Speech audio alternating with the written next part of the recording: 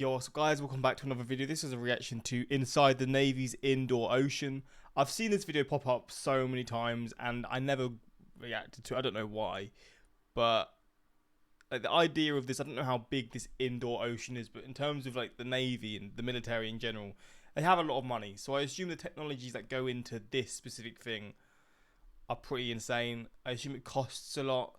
Again, I don't know how big it is. I've never seen this before. I've just seen the video popping up multiple times. And yeah, I'm reacting to it now. I don't know anything else about it. We're going to check this out.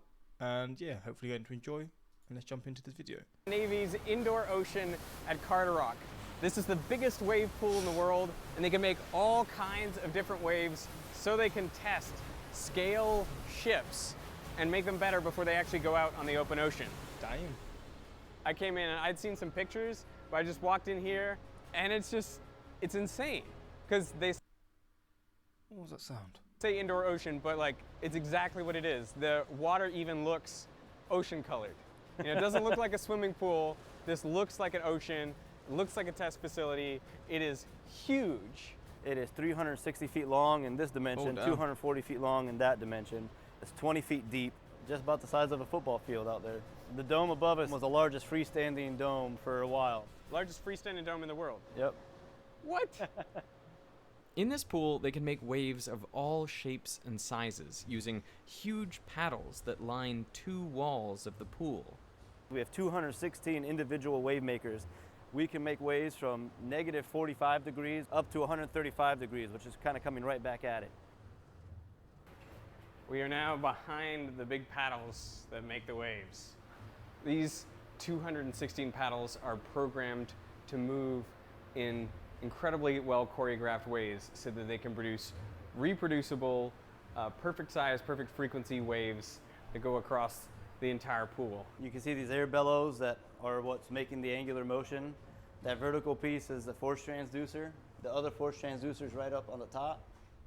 There are lots of damn. wave pools in the world, but what makes this one different is control. You can create waves of a specific amplitude and frequency and do so repeatedly. Should we try a 1 hertz? Yes. Do me a favor and dial up 1 hertz. Amplitude will be 0.078 at 1 hertz. Hey, go ahead and send it from 0, please. And so this is the largest wave we can make at 1 hertz. That's based on the motion and power requirement for the wave maker. There's something a bit like surreal So about watching this. 'cause satisfying. It almost looks like an Perfect. ocean, except you never see waves this regular out Yep. there. Correct. What the hell? One of the fundamental characteristics of a wave is its wavelength, the distance from one crest to the next. The first thing most people learn about waves is they transmit energy rather than material from one place to another. In this case, as the wave travels to the right, the water molecules themselves basically move along circular paths, and the deeper the water, the smaller this motion. All motion stops at a depth equal to half the wavelength. This is known as the wave base. But wow. even in an ideal water wave, the molecules do drift a bit in the direction of wave motion, and this is because the molecules travel faster the higher up they are. So they move farther at the top of their loop than they move backwards at the bottom, creating a spiral path. This place is perfect for observing properties of different waves. I asked Miguel to show me some waves with different frequencies but the same amplitude. So what I'll have them do now is I'll have them stop this wave and this change the frequency. Because we're at 0.6, we'll go to 0.5, so it'll be a 2-second wave.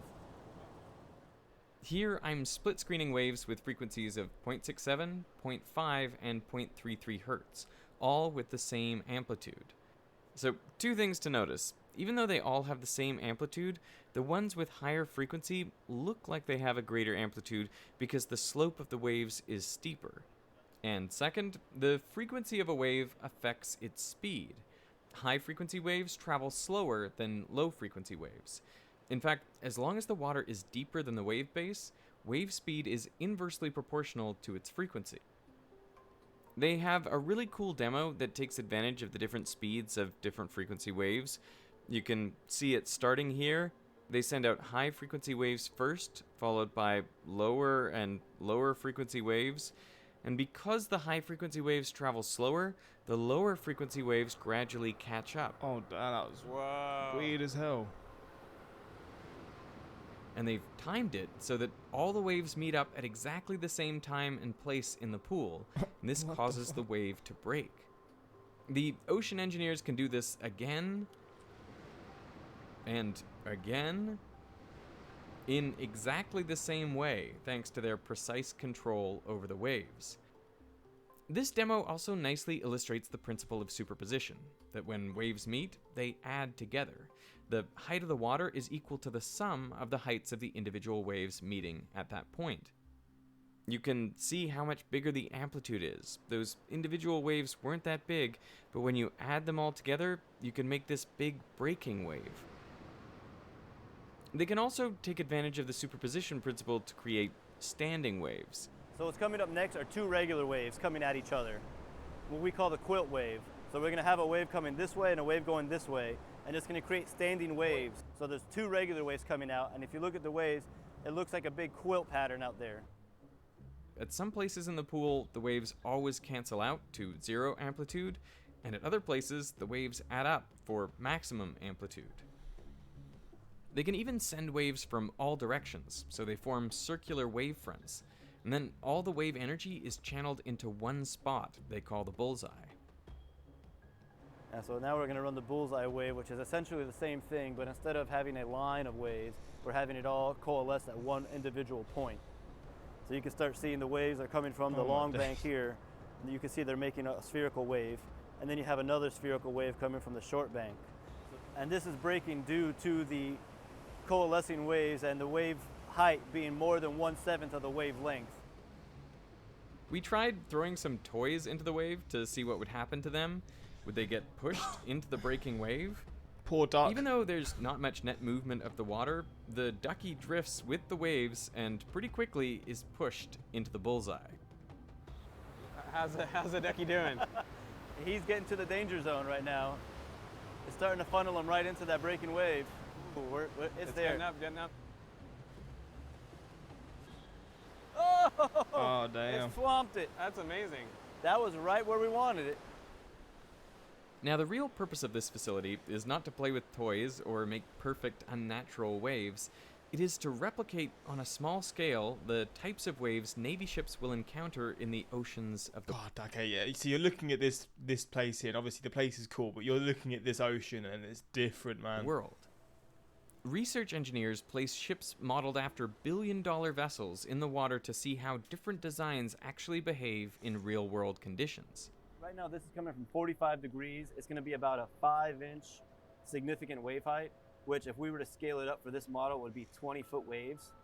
When we're doing a free-running model like this, we usually run like a racetrack, like a big circle, or a figure-8 track, so we know the headings that we're running in, so that we can correlate that to, the full-scale vessel. For the model to provide an accurate representation of the real world, a lot of things must be taken into account. So they don't use full-size ships. Obviously, you couldn't fit an aircraft carrier in here, but do they use like smaller boats and stuff here? I guess they don't. I guess it is just for models like this. Is the water fresh? Fresh water. Okay, not salty. Nope, fresh water. So when you're in salty water, you're going to have a lot more buoyancy. So when we're ballasting our models, we have to make sure that they take into account that buoyancy difference. So when we go full scale, you're the same conditions. For fluid mechanics, I always expect that you have to keep the Reynolds number the same as in the real-world phenomena. But actually, to get the right wave dynamics, you have to use a different scaling, which is based on the Froude number. So the Froude number is a measure of the ratio of inertial to gravitational forces. It's equal to the flow velocity divided by the square root of the acceleration due to gravity times the characteristic length, like the length of the ship. In this case, the model ship's hull is 46 times smaller than the real thing, which means to get accurate data, it should be traveling at 1 over the square root of 46 times its real-world speed. And to make the footage from the model look the same as that from the full-size ship, you have to slow it down by a factor of the square root of 46, so roughly 6.8 times slower. I'm amazed at just how well these shots match. But of course that's the idea, scale the model and the waves so the physics are identical to a real ship out on the open ocean. Naturally, I asked if I could go swimming in the pool, but they said, very kindly, no way. Oh. The closest I could get would be on a little dinghy. This is our boat. With a catch. It's pretty smooth sailing out here right now. Yep. No waves while we're out here. So, I'm assuming no one's ever been out here in waves? Nope.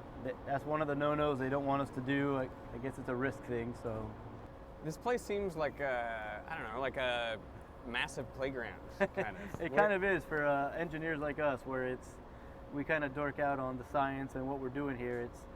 It's a huge volume. Like I guess I never understood how deep 20 feet was until they emptied it to put in the new wave makers. It's a large volume just taken up by this water.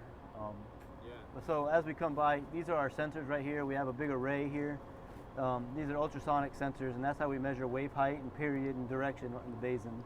So we want to measure that to make sure that what we test in is what we think we have. In this pool, they can create all sorts of different wave conditions you might encounter in different parts of the world. Most ocean waves are created by wind, and the strongest winds occur in and around storms. 5 factors affect the size and shape of waves created. These are the wind speed, the wind duration, the distance over which the wind is acting, which is known as the fetch, the width of the fetch, and the depth of the water. As waves travel out from a storm, the higher frequency waves dissipate their energy more quickly. So the waves that travel a long way are the fast-moving, low-frequency waves, which are called swell. When those waves end up becoming like hundreds of miles away, like if you have it in the Pacific, eventually you'll get long period swell from them. So you're no longer near the storm, but it created enough energy to make long waves, and that's where you get your open ocean swell. Tell me if this is a good analogy. I feel like with sound, a lot of the high frequencies will die off quickly away from a source, Yep. but the low frequencies will travel much further. Correct. So is it the same thing with the waves? It's like you're walking away from a concert and you can still hear like the bass, but you can't see any of the high That's frequencies. a great analogy. Yep. What's the deal with rogue waves? People like to think it's a rogue wave where it just came out of nowhere and just came up. No, it's usually multiple waves that are meeting up and creating an amplitude that's much larger than what the self-standing wave would be. So when it meets, it's going to break because you have this large wave creating this huge amplitude that it just can't hold it and it breaks. On a calm day, when you see waves crashing at the beach around 10 seconds apart, that is swell. But because of its long wavelength, swell isn't really a concern for ships out in the open ocean. You know, if you're on a long period swell, your ship's probably just going to heave a little bit. You're more worried about the steep waves and the windy waves that are really moving you around. Look at that. Wind waves are formed in 3 steps. First, as wind blows across the surface of perfectly still water, the turbulent motion of the air creates regions of slightly higher and slightly lower pressure, and this makes tiny ripples with wavelengths of around a centimeter. But now the wind can act on these ripples, creating larger pressure differences between the front and the top of the wave crest, pulling them up into bigger waves. And the interaction of the wind with these waves then creates even larger pressure differences and even larger waves. The waves are mostly uniform at this point, but as they interact with each other, they create a range of different wavelength waves. And as the wind keeps blowing, these waves begin breaking, transferring their kinetic energy into swirling eddies that dissipate their energy as heat. Once the energy dissipation matches the energy input from the wind, the waves have reached their maximum size, and this is known as a fully developed sea. So this is going to be an irregular wave. This is irregular? Irregular wave. So what you saw earlier with the regular waves were one frequency, one amplitude. This is what we call a spectra, or multiple frequencies and multiple amplitudes. You can see there's like higher frequency waves that kind of travel slower than the low frequency waves. Those low frequency waves will travel fast and overcome them, and that's what's making them look peaky or kind of dulling it out. What surprised me is that the different oceans of the world have different mixtures of wave frequencies, or different spectra, depending on their geography and the types of storms that occur there. For example, the North Sea and other small bodies of water have a peakier spectrum, and this is due to the limited fetch of storms that occur there. In the mid-Atlantic, a broader spectrum best describes the developing or decaying open ocean waves that you'd find there. And in the North Atlantic, the steady wind across an open ocean produces the broadest spectrum of wind waves. So when testing, engineers first have to figure out where the ship will be deployed and which spectra best match these locations before creating them in the pool. For most people, I think an ocean is an ocean. But you're saying that there's sort of like different conditions depending on where you are? The destroyer, when I was in command, we did an operation off the coast of South Korea in the spring. Very rough sea keeping conditions. But then, like when you're crossing the Pacific, a lot of that is a lot calmer. So again, from there to the coast of South Korea to the Arabian Gulf, all those very different conditions. Were there any conditions that were particularly rough for you? So my bed was actually in the middle of a room, and the seas were so bad, and this is either South or East China Sea, the seas were so bad that one night I woke up in the middle of the night and my whole mattress with me on it was sliding off of my bed frame. And that's a pretty significantly sized mattress, so you can imagine the seas we were in that night. God damn. Much bigger than this would terrify me. I know it probably looks benign, but like much bigger than this, I think that model will take a lot of water. Why do you care about how much water goes on the deck? So on the back of this DDG is a helicopter landing pad. They don't want any water on the deck when a helicopter's about to land. That's a big problem. That's one of the tests that we do here is we'll put cameras to look at the deck and understand how much water washes on. Since I knew they wouldn't want to risk their fancy model in rough conditions, we brought along a little remote-controlled boat to test. Yeah, I wouldn't be happy on that boat. A lot of people would be getting seasick. Jesus. Whoa! Whoa, no! Is it gone? It's gone! No, it's right there. It came Oh up. It's upside down. It was totally gone. It was in the air, and then it went under. Now, not all the models tested here can be remote controlled. So on the carriage is where we're going to do captive model tests where you could tether, put power and instrumentation onto a model that can't hold it itself. So usually the model will go in this moon bay right here. The models are hooked up here, and then the whole lab speeds over the waves, towing the model underneath. Oh. What the hell? Look at the waves. People have been making ships for thousands of years. Mm-hmm. Is there actually any innovation today? Most definitely. So sometimes, people say that's the way we've always done it. And then when you look into it, there's some validity to some harebrained ideas. And when we test them, that's why, you cut your costs of doing a model test versus building the full thing and saying, oh, that didn't work. Every ship that's in the Navy's fleet has gone through here, has gone through either our purview or has been tested peripherally with us. But all of the Navy-owned ships have been tested in this facility. And there is a ship out there with a tumble home design where if you look at this ship behind you, it flares out. So this flare is usually what helps protect you from when you start rolling. It gives you a reaction force or helps push you back. A tumble home is shaped, the opposite direction. And if you have a ship shaped in that direction, it doesn't have as much of a restoring force when you roll. But what is the idea with making a ship like that? There's a lot of different reasons why you want to change a hull design. Some of it is the above water signatures. It's all about the shape and radar sections. And there's a lot that goes into that. You always want to be stealthier. You always want to be faster. You always want to have more power. And that's always what, the innovations come.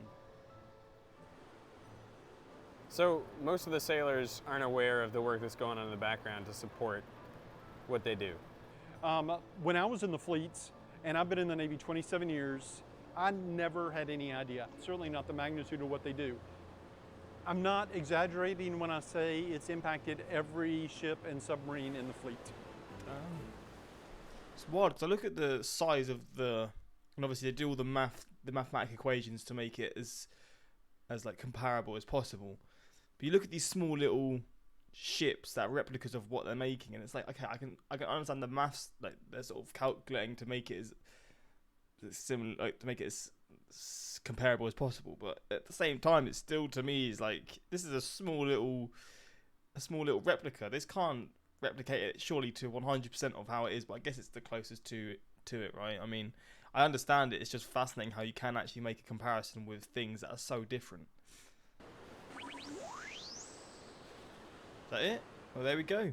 I mean, I remember reacting to this channel before. It's very mathematical, isn't it? They go into in-depth detail about things that I'm not really smart enough to understand.